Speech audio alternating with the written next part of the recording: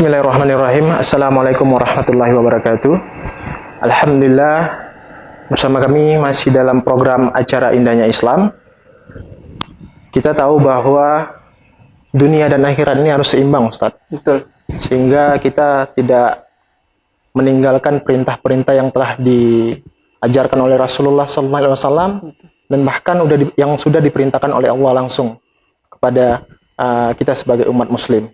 Mungkin Ustaz bisa menggambarkan tentang nilai keseimbangan antara dunia dan akhirat, Ustaz. Alhamdulillah. Rasulullah Sallallahu Alaihi Wasallam ada dalam satu hadisnya, kata Rasulullah, orang yang terbaik itu adalah bukan orang yang mengejar dunia, lantas dia meninggalkan akhirat. Dan juga bukan orang yang mengejar akhirat, lantas meninggalkan dunia. Tapi kata Rasulullah Sallallahu Alaihi Wasallam, orang yang terbaik itu adalah orang yang mengkombinasi antara dunia dan akhirat sehingga kedua-dua ini sinkron sehingga dia mendapatkan manfaat. Contoh bisa dikatakan, ada orang kaya yang begitu banyak hartanya sehingga harta tidak dimanfaatkan untuk akhirat, sama halnya tidak ada guna. Tapi ada orang yang miskin sekalipun dia menggunakan hartanya sedikit untuk memberikan sedekah bagi orang lain, itu sangat bermanfaat. Apa gunanya kita mempunyai harta yang banyak, mempunyai pendidikan yang tinggi, ilmu yang tinggi, tapi dengan ilmu tersebut tidak kita gunakan untuk akhirat, harta tidak kita gunakan untuk akhirat, sama halnya kita tidak ada manfaat di sisi Allah Subhanahu wa taala. Bisa jadi dunia yang kita kejar itu sementara, dan akhirat yang sebenarnya harus yang kita kejar itu berbentuk keluasan sehingga nanti Allah memberikan pahala yang begitu besar di sisinya dan juga untuk kita sehingga kita selamat yang namanya dari azab kubur yang pertama dan azab akhirat. Karena kata Rasulullah Sallallahu Alaihi Wasallam, barang siapa yang telah selamat di alam kubur, itu berarti beliau telah selamat untuk tahapan selanjutnya. Karena alam kubur inilah penentu kita. Salah kita, baik kita, jahat kita, alam kubur yang menentukannya.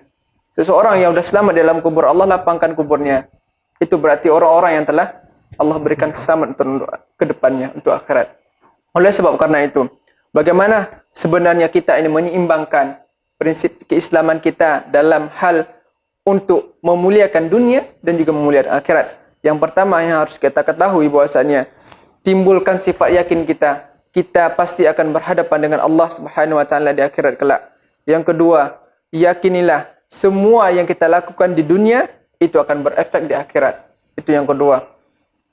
Oleh sebab karena itu, marilah sekira mungkinnya semasih Allah memberikan umur yang panjang, mari sama-sama beramal ibadah. Ibadah itu sangat mudah. Malahan yang paling mudah, kita tidak punya harta, tidak punya kekuatan untuk memberikan sesuatu kepada orang lain membantu.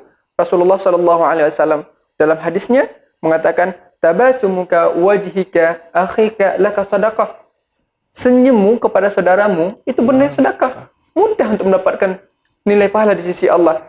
Ini sedekah yang mudah, senyuman itu dapat menimbulkan efek yang baik di akhirat. Karena kenapa? Kita memberikan energi positif kepada saudara-saudara kita yang mungkin bisa jadi murung, kita berikan motivasi. Motivasi tidak mesti dengan kata-kata kita. Motivasi itu cukup dengan bahasa senyuman wajah kita menampakkan kepada orang lain. Itulah nilai sedekah di sisi Allah Subhanahu wa taala. Maka oleh sebab itu, keseimbangan dunia dan juga keseimbangan akhirat harus diperhatikan memang. Karena kenapa? Rasulullah Sallallahu Alaihi Wasallam, kejarlah dunia seakan-akan engkau hidup selama-lamanya, dan kejarlah akhirat seakan-akan engkau akan mati besok. Artinya apa? Kita, Allah Subhanahu Wa Taala itu menyuruh kita bersungguh-sungguh di dunia, bersungguh-sungguh. Efeknya apa? Kalau bersungguh-sungguh di dunia, sehingga dunia tujuan kita Allah dunia.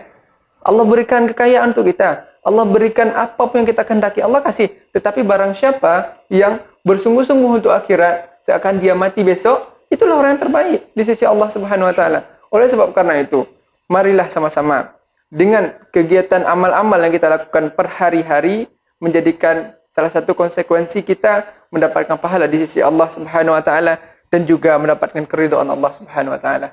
Masya Allah. Wallahu a'lam bishawab. Tapi kalau kita lihat di era sekarang nih Ustaz kan, bahwa sungguhnya tujuan hidup manusia itu juga untuk menguburkan bumi selain beribadah kepada Allah Subhanahu wa taala. Ada juga yang ketika seseorang telah melaksanakan tujuan hidup dia, mungkin ada yang gagal, ada yang sukses, maka bahkan sebaliknya, ada yang sukses, ada yang gagal. Iya. Nah, kalau melihat dua perbandingan ini, bagaimana sih maksudnya bisa merefleksikan diri seorang muslim itu sehingga tidak terlalu ceroboh dalam mengejar dunia dan tidak terlalu fokus terhadap ibadah-ibadahnya saja, Ustadz. Itu bagaimana, Ustadz, perbandingannya? Perbandingannya. Baik, kita juga melihat bahwasannya Rasulullah itu pribadi-pribadi yang patut untuk kita contohi. Salah satu itu, semua kegiatan Rasulullah itu mencerminkan sifat kemanusiaan. Mulai dari makannya, tidurnya, itu kan dunia semua. Nah, apa efeknya? Untuk kebaikan akhirat. Oleh sebab itu, kata ulama, bahwasannya ketika kita mengejar dunia, bersungguh-sungguhlah engkau kejar dunia, sungguh-sungguh terus nak apa. Tapi jangan sempat engkau melupakan akhirat. Itu yang pertama. Ketika kita sempat melupakan akhirat, kita tidak akan dapat apa-apa. Ataupun kita bersungguh-sungguh mengejar akhirat, dunia tidak dapat. Tapi akhirat kita dapat. Ataupun sebaliknya seperti saya bilang sampai tadi, kita bersungguh-sungguh mengejar dunia atau mengejar akhirat, akhirat yang sebenarnya harus kita dapatkan, dunia juga jangan dilupakan. Bagaimana? Kita interaksi sama muslim, kita tebarkan salam, kita memberikan manfaat bagi orang lain. Orang sebaik-baiknya muslim adalah orang yang memberikan manfaat kepada orang lain. Karena kenapa? Refleksinya atau mencerminkan seorang hidup yang bahagia itu adalah orang yang dapat memberikan ketenangan bagi orang lain, bukan orang yang memberikan kegelisahan kepada orang lain. Karena kegelisahan yang ditimbulkan dari hati kita kepada orang lain itu akan berefek pahala ataupun dosa yang kalau ibaratkan dosa jahiliyah. Karena tiap orang yang melakukan berpikir positif atau negatif terhadap apa yang telah kita lakukan, itu akan berefek kepada kita. Maka oleh sebab karena itu, semenjak Allah masih memberikan kita kesehatan, seperti inilah contohnya. Allah masih memberikan kita duduk di sini. Bang Yogi kira-kira pernah enggak berpikir bisa duduk di sini pada hari ini, ataupun pernah bertanya sedemikian rupa kepada saya terutama, pernah nggak terpikir demikian? Pernah. Kalau seandainya kita pernah berpikir demikian, itu otomatis kita mendapatkan namanya nikmat.